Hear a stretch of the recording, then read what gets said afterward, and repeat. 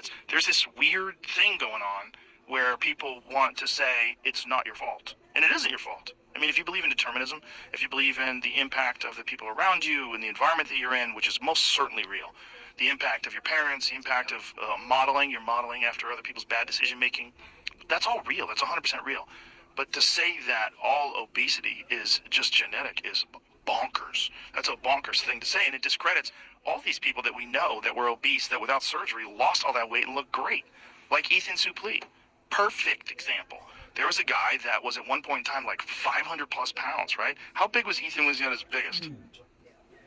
But anyway, Jamie will find out. Documented all of it. Did it publicly because he was a fucking star. He's a famous actor. Lost all the weight, now looks great, and did it through exercise and discipline, and even like was really open about the fact that he gained a lot of it back a couple times. He went from 550 to 255. He did that. He did that himself. I mean, he did it, and he documented it, and he had to go through surgery to get the skin removed so that his he wasn't like a flying squirrel.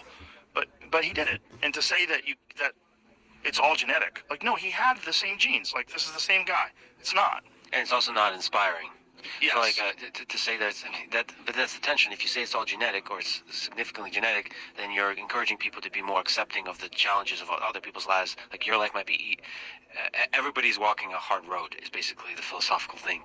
That you don't, just because it's easy for you to exercise doesn't mean it's easy for others to exercise. Sort of. But aren't they also saying you don't even have to walk that road because it's not going to help you? Exactly. So that's a very poor statement of that. It's a trade-off. I mean, it's a different philosophy. Pull yourself up by your bootstraps. Right. It's a really inspiring, powerful, empowering philosophy. But it's like, sometimes it's harder. You can't say that because different people have different. Some people don't even have fucking shoes. Like the idea of pull yourself up by your bootstraps is stupid. And I did it. Why didn't you? No, you did it with your life. The idea that your life, because it was difficult, is exactly the same as somebody else's life, which may be more difficult or have insurmountable obstacles that are in the way. There's also like different temperaments, different mental fortitude that people are just, for whatever reason, from the womb have. Some people are just determined from the time they're really young, and some people are just not.